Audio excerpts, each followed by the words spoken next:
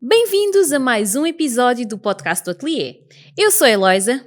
Eu sou o Fernando. E no episódio de hoje vamos falar sobre a inteligência artificial nos restaurantes, a impressão 3D de casas e o chat GPT para a criação de conteúdos. E claro, como não poderia deixar de ser, o evento de lançamento do iPhone 15. Fiquem por aí.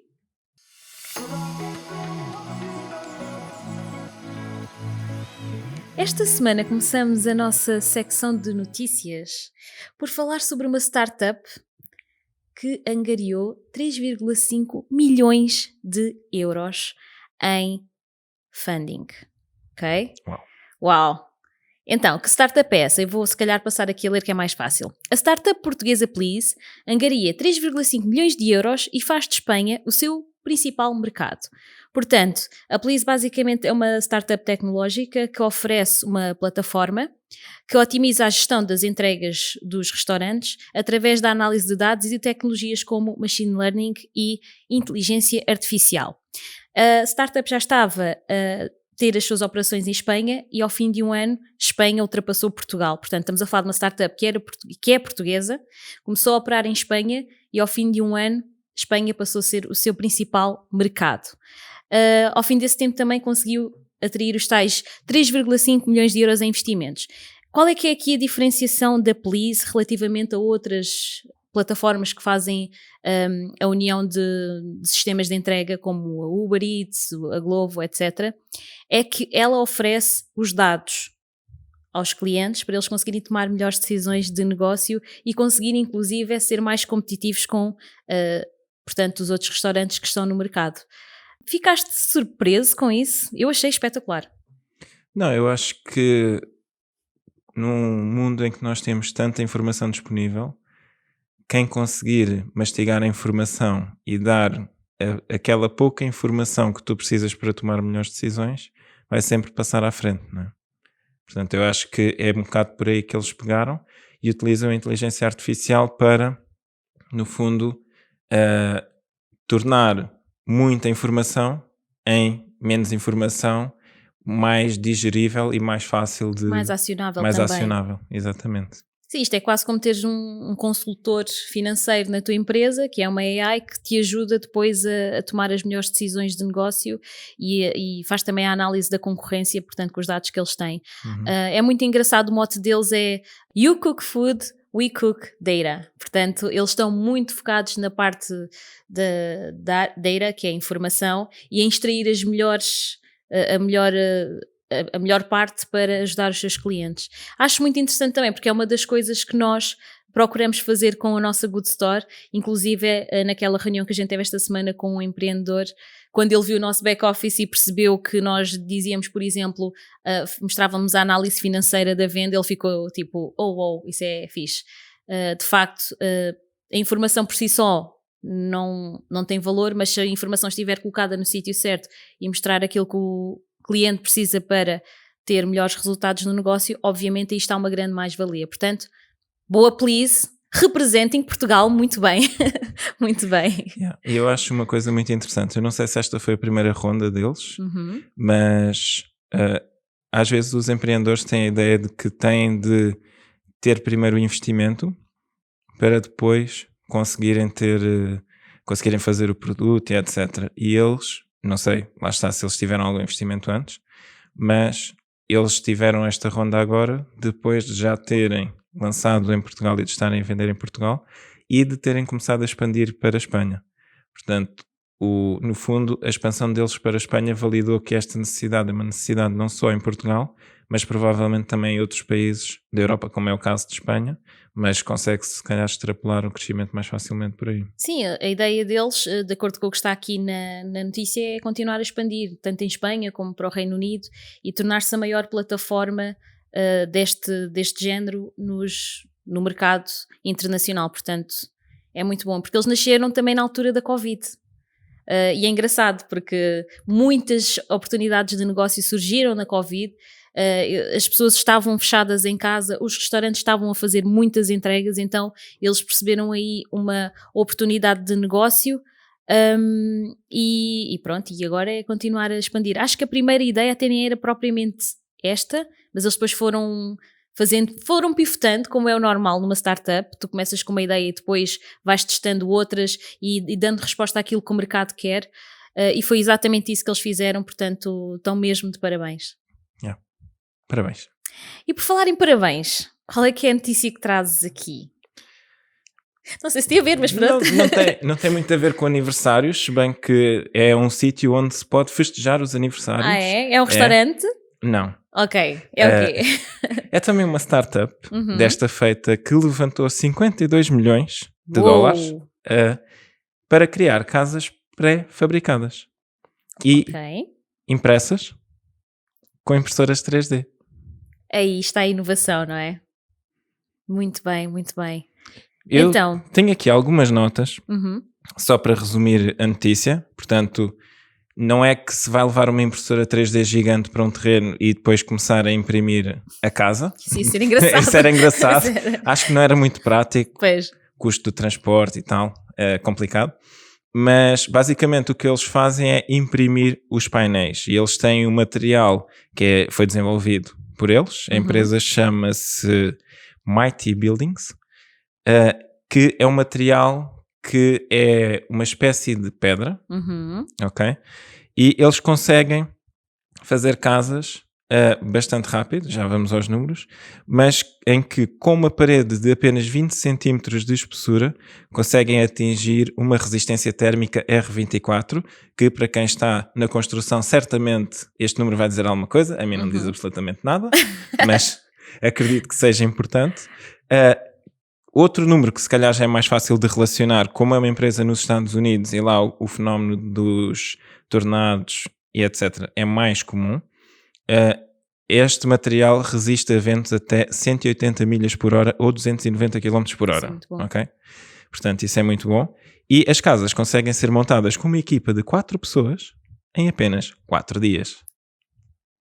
Isso vai resolver aquele problema que temos em todo o mundo, que é a falta de habitação. E acho que é uma inovação espetacular. Eu sei que aqui em Portugal, por exemplo, existem também outras empresas de casas pré-fabricadas, mas eu acho que aqui a grande inovação desta startup é a parte da impressão, aquela que tu estavas a explicar. Exatamente. Portanto, eles fazem impressão aonde? Na fábrica? Pelo que eu percebi, eles fazem impressão na fábrica e depois transportam apenas os painéis, mas lá está, sendo painéis feitos com este material deles, os painéis são bastante mais finos e são resistentes também, e tem uma vantagem que é, sendo impressos, eles conseguem ser impressos para acomodar qualquer planta. Isso é muito bom em termos de personalização da casa. Isso é muito fixe, muito fixe. Explica os milhões todos que eles levantaram. De facto, é uma inovação espetacular. Eu já tenho cruzado também com alguns vídeos de construções na China, acho eu, em que eles... Bem, o vídeo obviamente está super acelerado, mas parece-me que são construções muito rápidas em altura. Eu ainda tenho algumas dúvidas relativamente ao quão seguro isso é. Neste caso, estamos a falar de prédios, estamos a falar de moradias? É assim, eles não dizem que é para uma coisa ou para outra, a maior parte das plantas no site deles é para moradias, mas dá para criar edifícios até 4 andares. Ok? Portanto, não dá para criar arranha-céus, mas dá para criar um prédio com 4 andares. Já é muita habitação, muitas famílias, sim. 4 andares, se existir 2 casas por andar, já se consegue meter 8 famílias num espaço, e se eles conseguirem construir uma casa para 8 famílias usando 4 pessoas durante 4 dias, provavelmente os prédios não... Exato, não parece que sejam 4 dias, mas as moradias é capaz de ser. Mas é muito bom em comparação com aquilo que costuma ser aqui em Portugal. Bem, claro, estamos a comparar um tipo de construção completamente diferente, estamos a comparar a construção em alvenaria, que é muito mais demorada, com uma construção pré-fabricada, mas pode ser uma boa alternativa. Sim, a minha preocupação em trazer isto para Portugal é que parece-me que as câmaras municipais teriam de se adaptar a emitir as licenças de habitação e as licenças de construção mais rapidamente, não é? Porque daquilo que nós conhecemos do mercado, que não é assim tanto, mas muitas câmaras municipais demoram meses, ou em alguns casos já ouvimos anos, a emitir o alvará de construção. Portanto, a pessoa já tem o terreno, a empresa de construção já está à espera para começar a construção, e simplesmente a Câmara demora imenso tempo a emitir a licença. Pois. Sim, a parte da burocracia é sempre um bocado complicada. Exato. E depois também acho que a entrada em Portugal iria lidar muito com... as pessoas não gostam muito de mudanças, né? É um povo muito tradicional. E de repente começar a ver essas casas assim impressas, acho que o mercado provavelmente iria estranhar. Mas, por outro lado, temos também a situação de melhorar ou de resolver aquela questão da habitação. Se calhar compensa mais estar numa casa dessas do que ficar à espera que o outro tipo de construção fique feito, que realmente demora muito tempo, não só em termos dos alvarás, das licenças, não só antes da construção como depois, tens que licenciar a casa para a habitação. Portanto, se encurtarmos a parte da construção, já é muito bom. É verdade. E estima-se que estas casas têm uma durabilidade acima dos 50 anos. Ok? Já existem métodos alternativos de construção em Portugal que são mais rápidos, como é o caso do LSF, mas eu acho que as pessoas têm muita resistência a deixar de ter uma parede sólida, porque do que eu percebo no LSF, as paredes interiores e exteriores não são assim tão resistentes, têm aquele material isolante no centro, e no fundo isto pode ser uma boa alternativa para quem gosta de experimentar novas formas de construir, não é? E isto surge porquê? Porque devido à falta dos materiais comuns, os preços dos materiais comuns de construção começaram a subir, e então eles pensaram, bom, vamos aqui inventar uma coisa diferente. Sim, isso é bem pensado, porque assim não ficamos reféns dos outros materiais e temos aqui mais uma alternativa para resolver esta questão e se calhar ajudar também a baixar um bocado o preço das casas, não? Talvez. Pronto. A concorrência é sempre bom. Exatamente. Especialmente desta, não é? Exato. Mas pronto, às vezes é necessário poupar. Aliás, muitas vezes é necessário poupar para comprarmos aquilo que nós queremos, não é?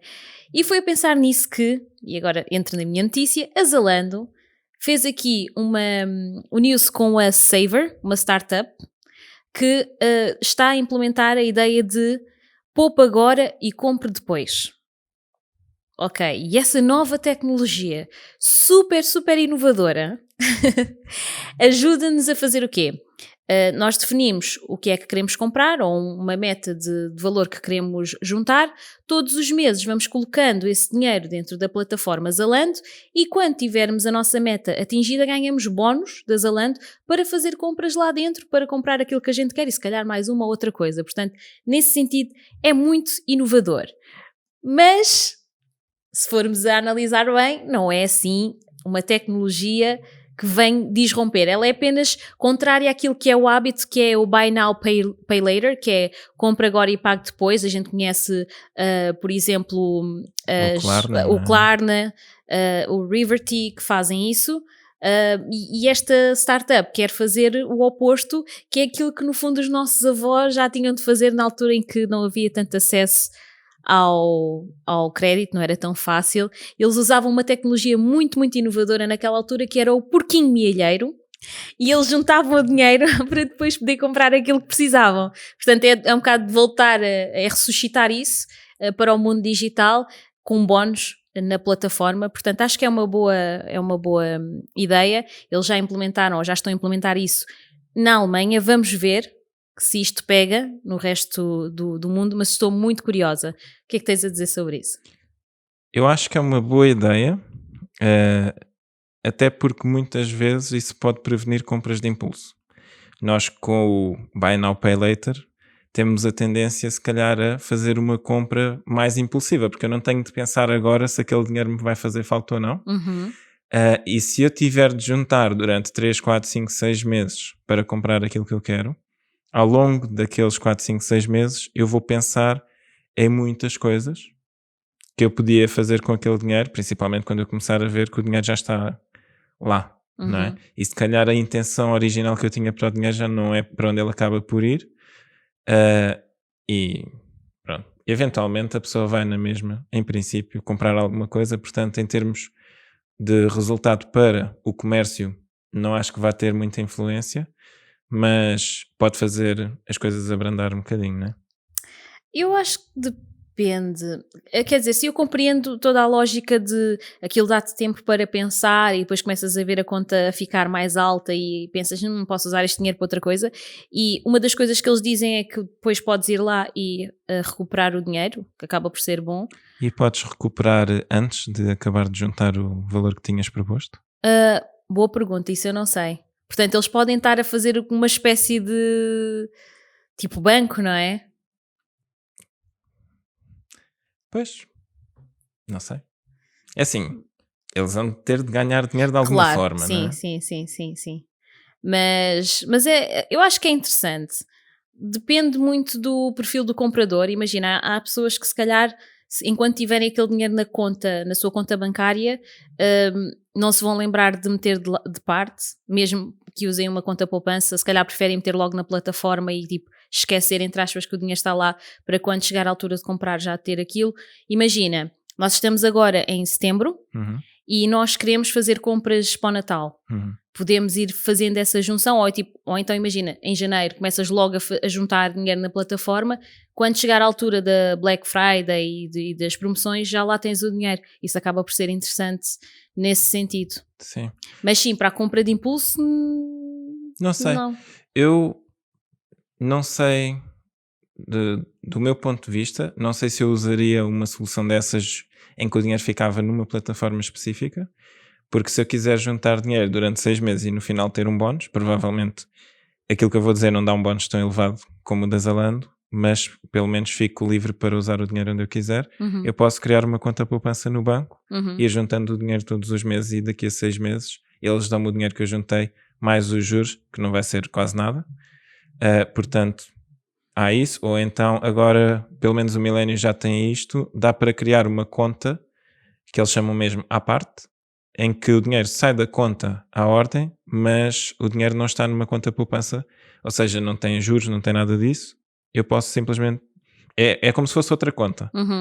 Uma gaveta dentro do móvel que é a conta bancária toda, em que eu tenho a parte que está disponível e depois tenho aquele que está guardado e eu posso ter vários à partes no mesmo banco e assim o dinheiro acaba por estar junto, não é? Não sei.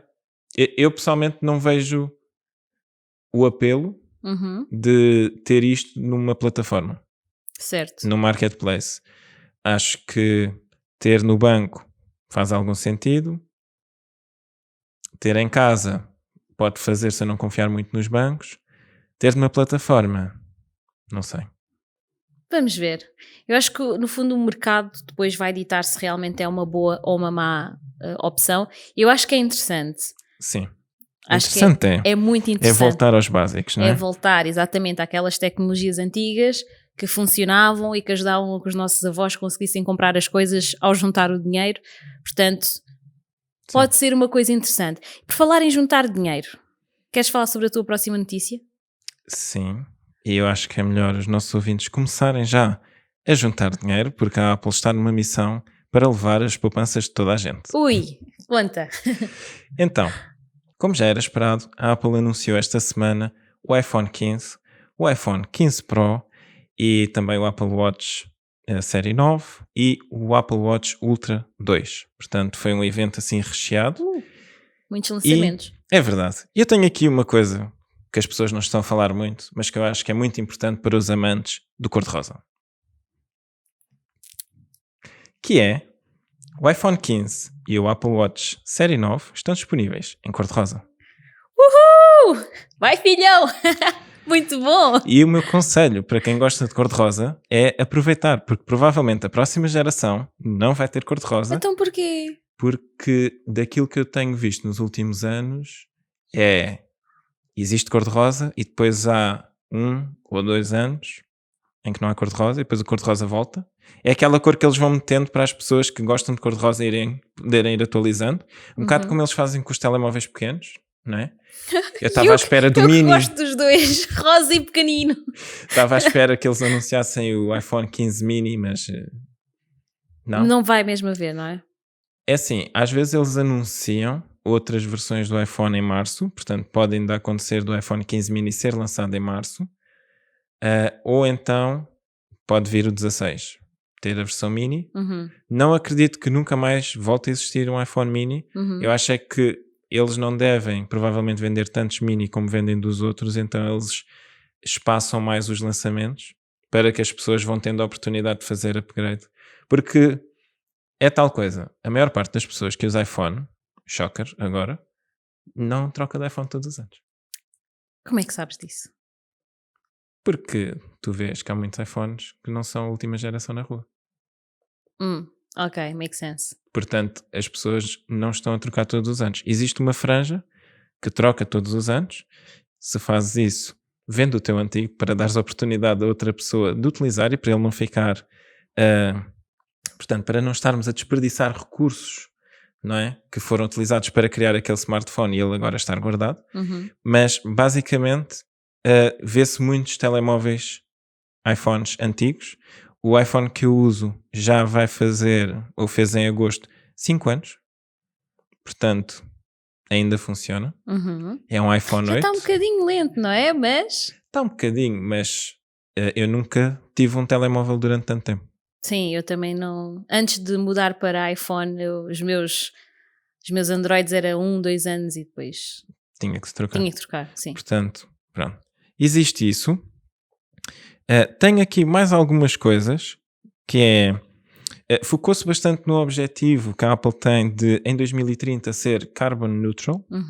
E eles lançaram o primeiro produto carbon neutral, que eu acho que é o Apple Watch Série 9. E pronto, estão a fazer uma série de alterações. Ainda não falei sobre a coisa mais falada, já lá vamos. Antes de irmos à parte mais falada deste evento, queria falar aqui sobre pequenas atualizações. Nós falámos sobre o Apple Vision Pro, aquele headset de realidade virtual aumentada. Mixed reality, não é? Que eles anunciaram na WWDC em junho.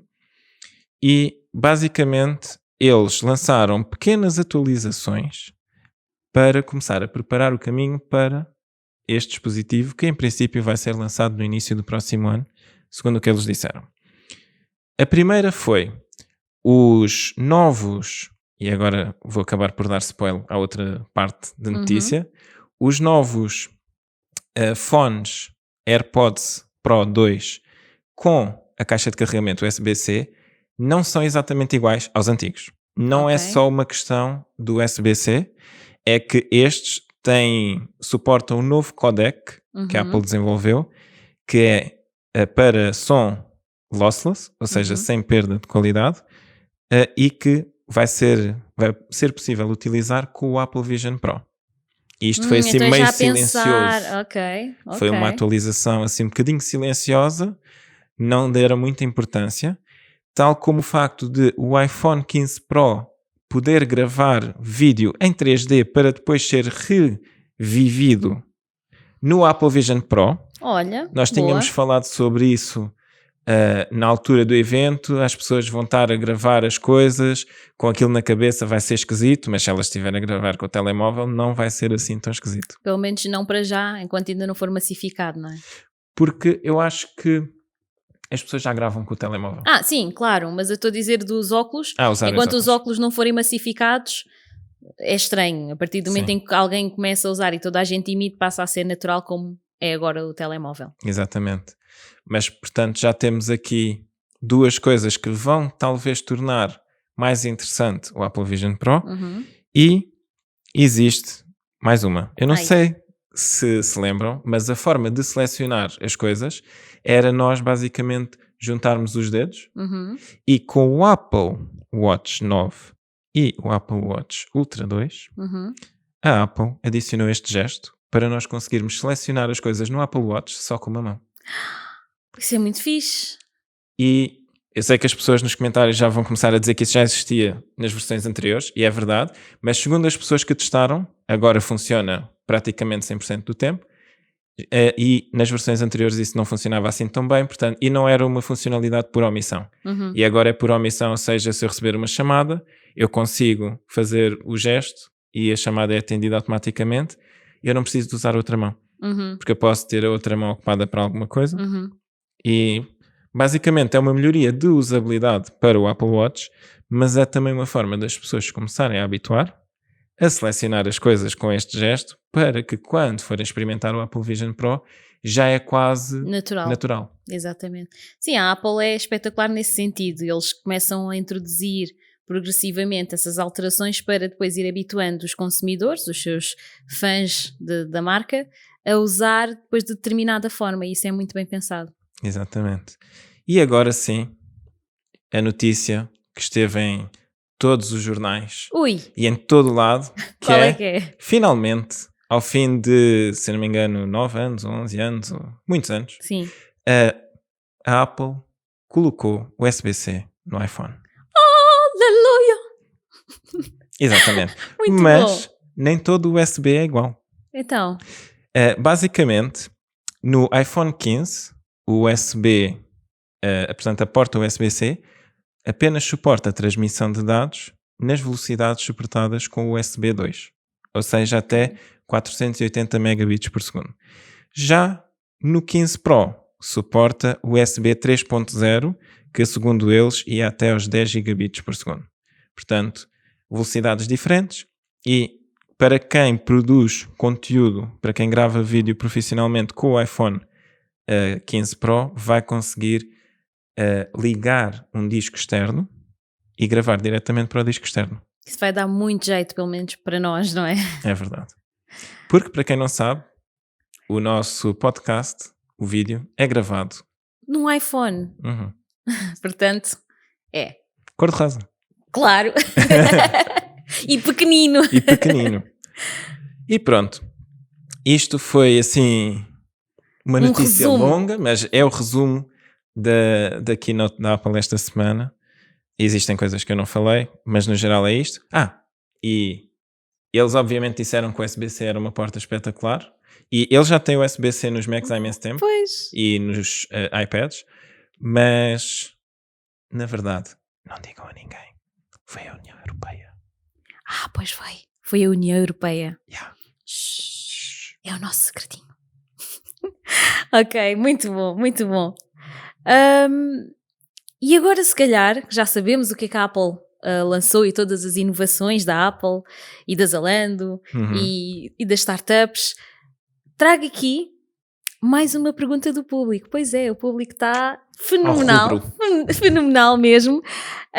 E desta vez é sobre o ChatGPT. Eu vou ler. O ChatGPT parece-vos uma boa ferramenta para a criação de conteúdo? Tchan, tchan, tchan, tchan. Grande ponto de interrogação. Ui, sim ou não? Já falámos sobre isso também, mas podíamos falar... Já falámos sobre isso também. Já houve muitas atualizações, acho que desde a última vez que nós falámos sobre o ChatGPT já houve várias atualizações e, portanto, quero ouvir a tua opinião. Ok. Eu se calhar começo já com o não, para criar o conteúdo e publicá-lo diretamente. Eu acho que não. Porque o ChatGPT vai basicamente misturar o conteúdo ao qual teve acesso e vai nos dar uma versão daquilo que ele acha que é o que nós queremos. Mas o conteúdo pode não ser correto e se toda a gente começar a usar o ChatGPT para criar conteúdo, estamos a perder um bocado o princípio para o qual existem as redes sociais, que é para existir conexão com a audiência. Não é? Porque a audiência segue os criadores ou os influencers porque quer a opinião daquele criador ou daquele influencer. Se aquilo na verdade é a opinião do ChatGPT, acho que perde-se um bocado o valor. Portanto, nesse sentido eu acho que não se deve usar, ou não é uma boa ferramenta, mas para 3 coisas eu acho que o ChatGPT é muito bom. A primeira é brainstorming, ou seja, eu quero começar, não sei por onde começar, e às vezes começar é o mais difícil, para ter inspiração, ou seja, estão um bocado ligados uma na outra, e para iniciar pesquisa. Ou seja, não recomendo que as pessoas façam pesquisas, pelo menos enquanto o ChatGPT não tem algum tipo de fact-checking. Fazer a pesquisa só no ChatGPT parece-me uma má ideia, mas para começar a pesquisa e saber, por exemplo, que outras coisas nós devemos pesquisar relacionado com determinado tema, pode ser útil.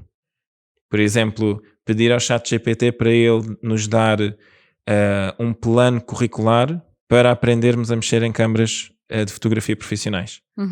Ele provavelmente vai nos dizer quais é que são os assuntos e depois o que nós podemos fazer é ir pesquisar sobre cada um dos assuntos e conseguimos mais ou menos criar o nosso próprio plano curricular para aprender um determinado assunto. E basicamente a minha resposta a esta pergunta seria esta. E tu? O que é que eu acho? Olha, eu concordo com aquilo que tu disseste. Eu uso o ChatGPT muito para brainstorming, faço lá umas perguntas e eu não sei se acontece contigo, tu costumas usar? É muito raro. Ok, mas há uma coisa muito esquisita, não sei se é porque eu sou millennial, mas eu costumo dizer por favor e agradecer sempre que ele me ajuda.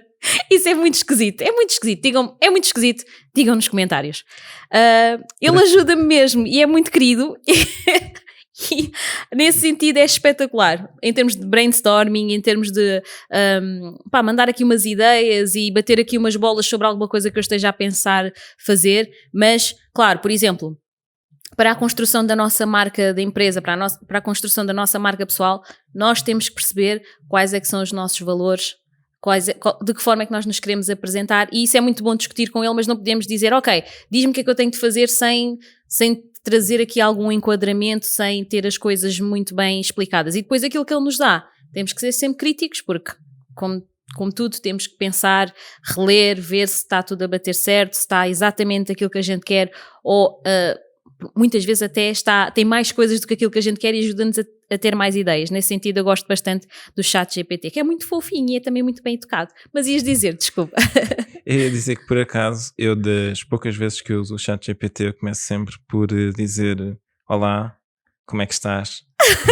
Tiveste saudades minhas? Oh God, that's so weird. Mas é bem esquisito, não é? Eu acho que se nós nos habituarmos a falar com uma inteligência artificial conversacional, que parece um ser humano, de uma forma áspera, daqui a uns anos nós vamos estar a falar com seres humanos de uma forma áspera. Pois é. Por isso eu acho que seria bom nós não perdermos os hábitos de sermos cordiais quando falamos com estas inteligências artificiais. Sim, até porque imagina, ao dia em que eles quiserem tomar conta do mundo, pelo menos a nós não nos fazem mal, nós somos sempre muito fofinhos para eles. É esse o plano. É esse o plano, então eu já estou aqui a precaver. Mas pronto. Por acaso tinha mais umas coisas a dizer sobre o domínio mundial do ChatGPT. Ui, conta. Basicamente, é aqui só a título de curiosidade. Não sei se os nossos ouvintes seguem aquilo que se tem passado com o Twitter e aquilo que se passou com o Reddit há uns tempos atrás. De repente as APIs começarem a ser cobradas e muito caras. O que é mau do ponto de vista do utilizador e do ponto de vista de quem tinha criado aplicações que utilizavam essas APIs. Mas, na verdade, o motivo pelo qual isto aconteceu foi o ChatGPT. Pois. Não sei se as pessoas têm noção, mas basicamente o ChatGPT, as primeiras versões, e agora continua, é treinado com informação que a OpenAI, que é a entidade que está responsável pelo desenvolvimento, conseguia aceder e que estava na internet. Agora, provavelmente também os inputs e as respostas, tanto que ele tem aquele thumbs up e thumbs down depois de todas as respostas. Para nós podermos classificar, não é? Exatamente, e aquilo vai ser usado para depois ele continuar a aprender, talvez não na próxima versão, porque eu não sei se o modelo é um modelo que vai aprendendo, mas em versões futuras eles podem usar esse feedback para melhorar. Portanto, quem utiliza o ChatGPT, recomendo que vão classificando para que ele possa ir melhorando. Ok, tenho que começar a fazer isso. Mas basicamente o que é que o Twitter e o Reddit, pelo menos estes dois, pensaram? Nós temos imensa informação aqui, que na verdade não é assim livre, não é? Porque está na posse deles e provavelmente os termos e condições deles falam sobre isso, inclusive o X, há bocado falei Twitter, mas agora é o X. Sim. Atualizou recentemente os termos e condições para proibir especificamente o uso de crawlers. E o ChatGPT usava crawlers para conseguir ter acesso? Exato. Usava ou usa? Usa. Provavelmente não sei se é para todos os crawlers, porque depois os motores de busca também deixam de conseguir indexar. Pois. Se bem que ninguém precisa de um motor de busca para ir ao X. O Reddit já é diferente, a meu ver. Mas pronto, portanto está agora a existir um bocado uma guerra para ver quem é que tem acesso à melhor informação e a mais informação, porque no fundo o X e o Reddit perceberam que tinham uma mina de ouro e as pessoas, OpenAI, estavam a ir à mina de ouro deles gratuitamente e a levar o ouro para o outro lado. Exato. E eles disseram, nem pensar, e fecharam. Faz sentido, é uma questão de negócio e pronto, isto é como é. Exatamente. Mas pronto, olha, agora que nós já respondemos esta pergunta, eu acho que da última vez não dissemos, mas se vocês que estão a ouvir tiverem alguma questão, podem enviar para podcast@atelierdesoftware.pt. Queremos saber as vossas perguntas, pode ser sobre o ChatGPT, sobre outra tecnologia, sobre e-commerce, sobre empreendedorismo, fiquem à vontade, estamos aqui para responder. E acho que também, se as pessoas quiserem comentar no próprio videocast no YouTube, também o podem fazer, podem deixar lá essas perguntas. No TikTok, no Pinterest. Bem, nós estamos em todo lado, no Facebook, no Instagram. Portanto, deixem as vossas perguntas que pode ser que sejam respondidas num episódio futuro. E agora chegámos ao final de mais um episódio. Como sempre, passou a correr. Foi rápido. Foi mesmo muito, muito rápido. Isto é incrível, incrível. E pronto, quero agradecer a quem está desse lado, aí conectado no Spotify e nas outras plataformas de streaming de áudio. E também à malta que está aí no YouTube. Olá! Obrigada por estarem desse lado. Até à próxima e até lá, boas vendas! E portem-se bem.